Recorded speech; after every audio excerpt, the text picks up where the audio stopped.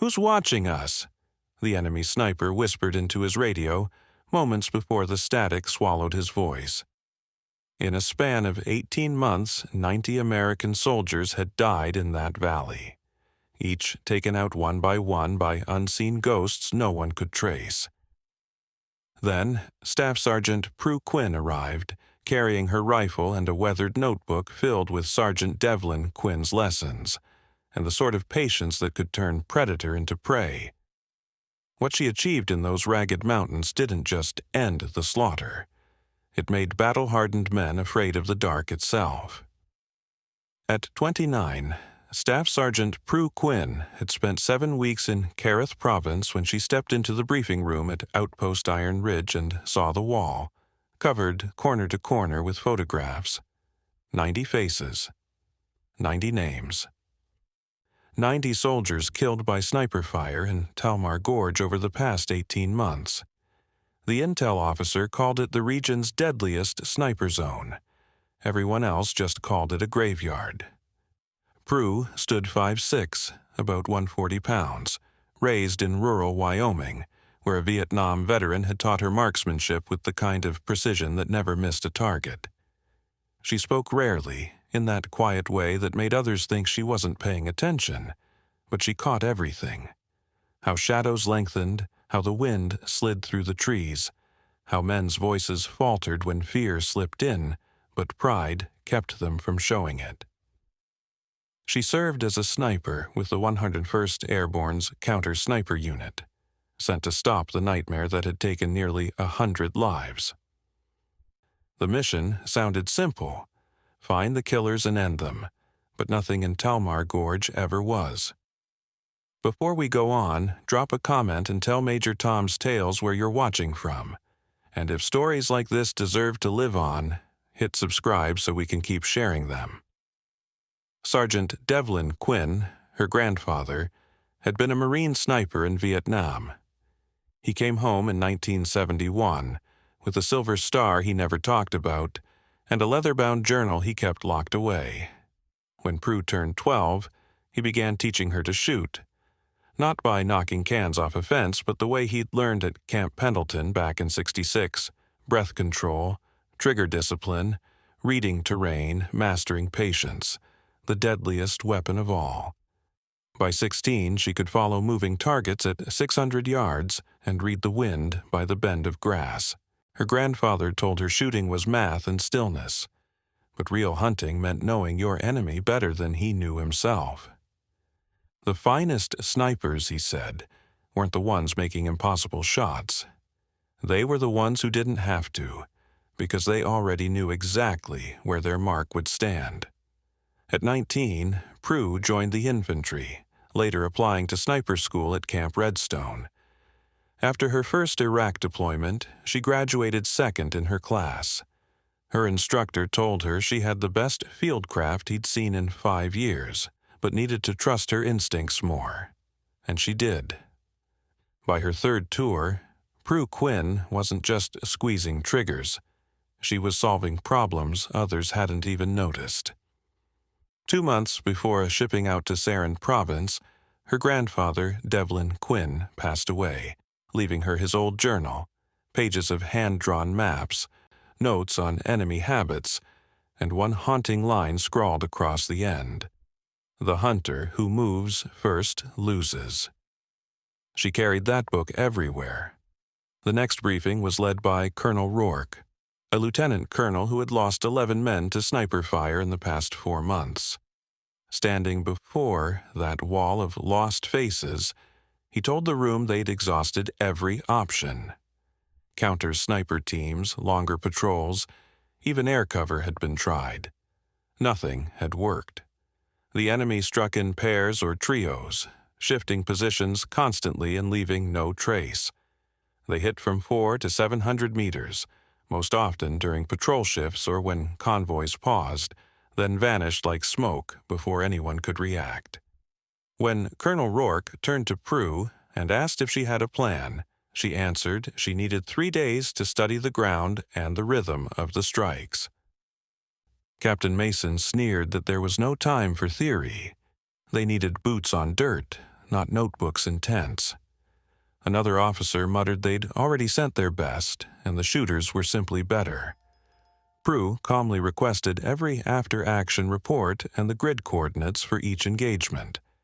Captain Mason snapped they'd already run the numbers and found no pattern.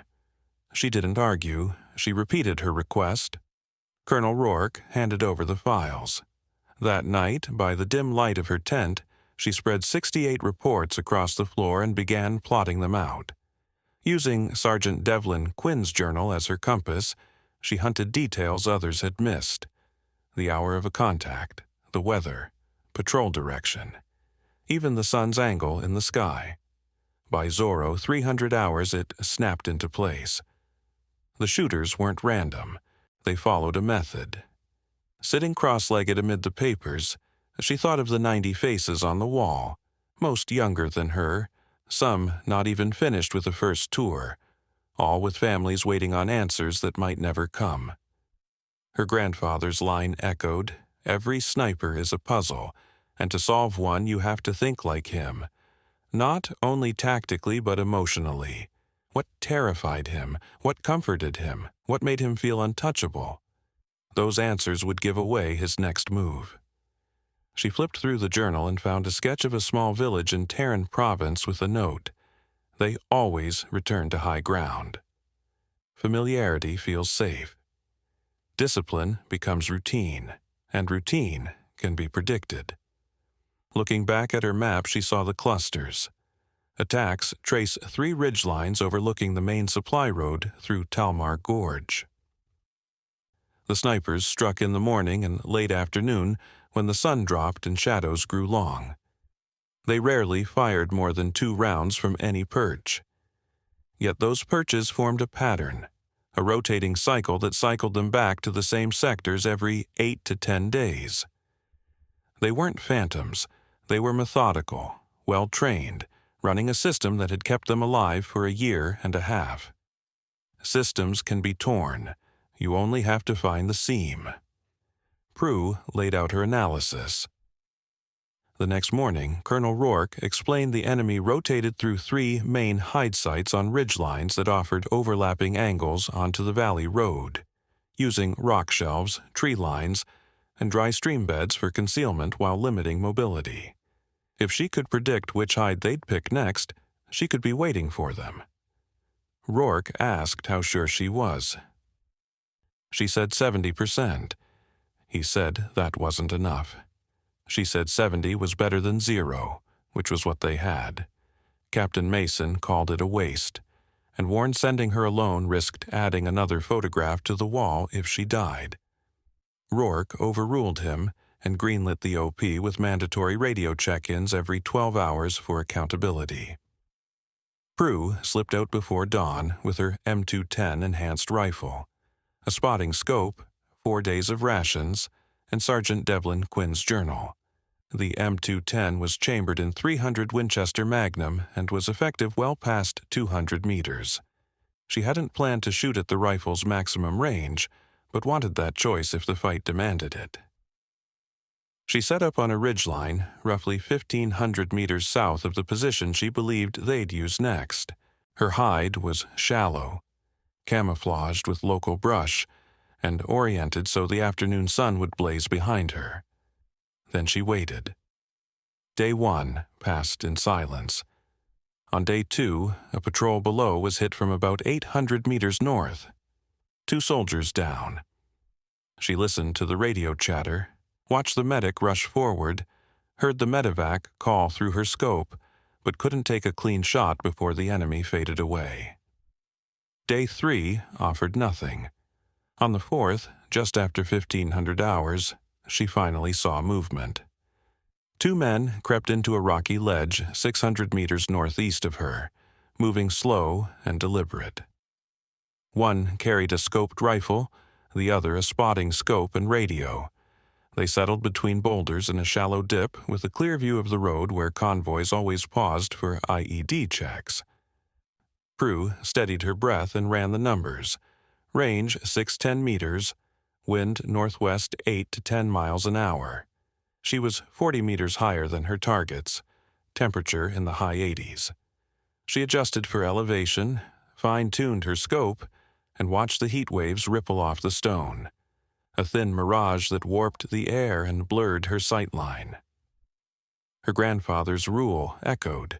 The second shot is always tougher than the first, because the first gives away your position. If you're taking two, you do it fast, or not at all. The radio man shifted for barely 3 seconds. Both stood so close only 2 feet separated them. Prue Quinn exhaled halfway, held steady and squeezed the trigger. The bullet hit the spotter square in the chest. Without hesitation, she cycled the bolt, reacquired aim, and fired again as the second man moved. He dropped instantly. She held her position, eyes glued to the scope. Nothing stirred. Keying her radio, she calmly reported 2 enemies neutralized, gave their coordinates, and waited another 30 minutes to confirm the silence. When no more movement came, a team moved in and verified 2 KIA, recovering a Soviet-era Dragunov, a Chinese spotting scope, a radio, and a notebook filled with hand-drawn maps of Talmar Gorge. Intel later confirmed the 2 were members of a 3-man sniper cell behind at least 40 of the 90 deaths. Notes from that book guided a drone strike 2 weeks later that wiped out the last member. The killing stopped. For 6 straight months, patrols crossed Talmar Gorge without a single sniper attack. The wall of faces stayed as a memorial, but no new ones joined it. Prue remained in country another 4 months, moving between hot zones haunted by sniper fire, and in each, the result was the same. She found them and ended them. Colonel Rourke nominated her for a Bronze Star with Valor, and command approved it on priority. 2 months later, the medal was pinned to her chest at base. Captain Mason attended, shook her hand, and admitted he'd been wrong.